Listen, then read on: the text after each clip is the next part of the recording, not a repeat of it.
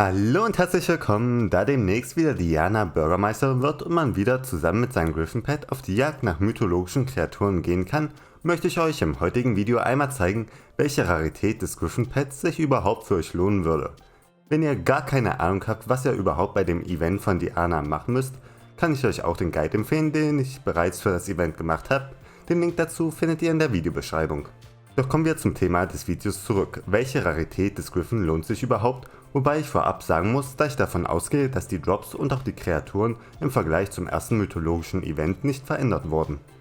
Wenn man sich einmal die möglichen Drops in Abhängigkeit von der Rarität des Griffin Pets ansieht, sieht man, dass man bei den Common bis zu dem Rare Griffin Pet nur die antiken Krallen und die Griffin-Federn bekommen kann. Die Anzahl der antiken Krallen nimmt etwas zu mit der Rarität, aber wie viele Griffin-Federn man bekommt, bleibt immer gleich, egal ob man einen Common oder einen legendären Griffin hat. Auch die Menge der Coins, die man ab und zu ausgräbt, sind unabhängig von der Rarität des Griffins, da man hier meistens 5000 bis 10.000 Coins bekommt, aber in sehr seltenen Fällen kann man auch bis zu 250.000 Coins ausgraben.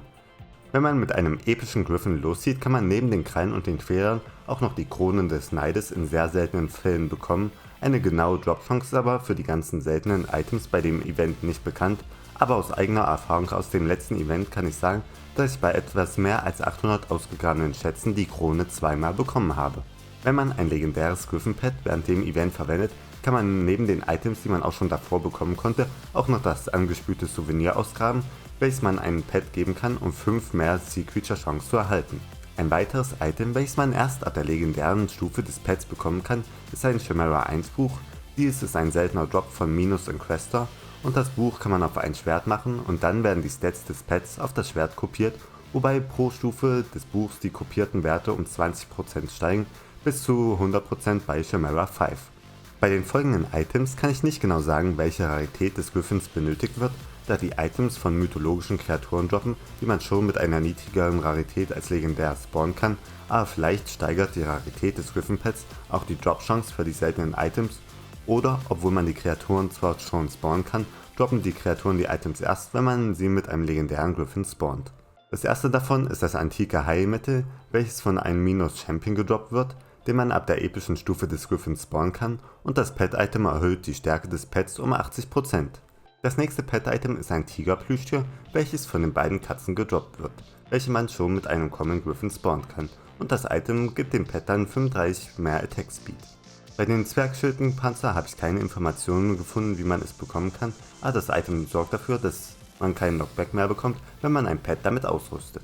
Und das Minus-Relikt ist ein Pet-Item, welches man wie das angespülte Souvenir direkt ausgraben kann, wobei auch hier die Information fehlt, ab welcher Rarität es möglich ist, das Item zu finden, und dieses Item sorgt dafür, dass alle Stats des Pets um 33,3% erhöht werden. Und das letzte Item, das man bei dem Event droppen kann, ist der Daedalus-Stick, mit dem man die Daedalus-Axt craften kann, und der Beschreibung nach ist der Stock ein seltener Drop von Minotaurus, wobei man einen Minotaurus bereits ab der Ankommensstufe des Griffins spawnen kann. Aber obwohl ich bei dem letzten Event mit dem epischen Griffin sehr viele Kreaturen besiegt habe, habe ich nicht ein einziges der Pet-Items bekommen, und so ging es auch vielen anderen, weswegen ich davon wie gesagt ausgehe, dass entweder die Drop-Chance mit der Rarität des Pets zunimmt oder man wirklich ein legendäres Pet benötigt, um die ganzen Items bekommen zu können. Doch neben den Drops möchte ich kurz noch auf die Mobs eingehen, welche man spawnt, denn diese werden ja immer stärker, umso höher die Rarität des Griffins ist.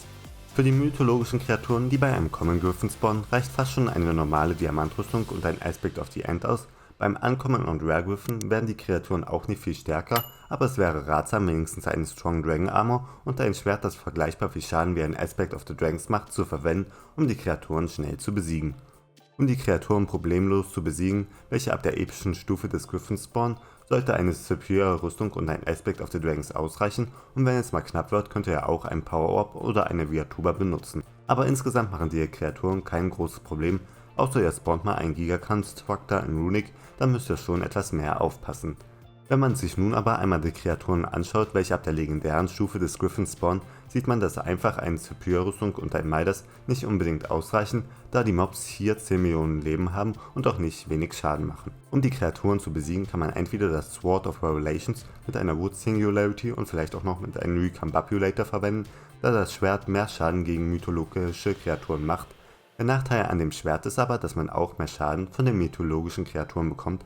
weshalb man als Rüstung dann am besten eine T12 Perfect Rüstung verwendet und als Helm eine Reaper Mask für mehr Heilung. Eine andere Möglichkeit wäre, dass man eine komplett Max-Out Superior Rüstung verwendet und dann versucht, so viel Schaden wie möglich zu machen, indem man entweder ein Emerald Blade mit mehreren hundert Neon Coins verwendet oder Items aus Dungeons, die bei dem letzten mythologischen Event noch gar nicht zur Verfügung standen, wie beispielsweise der Livid Dagger, das Giant Sword oder die Blume der Wahrheit, um etwas Sicherheitsabstand zu den Gegnern zu halten. Und die dritte Art, die Leute verwendet haben, um die starken Kreaturen des legendären Griffins zu besiegen, ist die Verwendung von magischen Schaden. Da man aber nicht wie in Dungeons 10.000 Mana hat, bietet sich das Spirit Scepter nicht an wegen dem hohen Mana-Verbrauch, sondern Items wie der Inkwand oder der Eispray-Wand, und solange die Items auf Cooldown sind, kann man die Frozen Scythe verwenden. Da ich persönlich die legendären Mobs noch nicht bekämpft habe, kann ich nicht sagen, welche der drei Methoden am besten ist, denn bei der Mage-Taktik kann man zwar genügend Sicherheitsabstand zu den Mobs einhalten, dass man nicht getuhötet wird,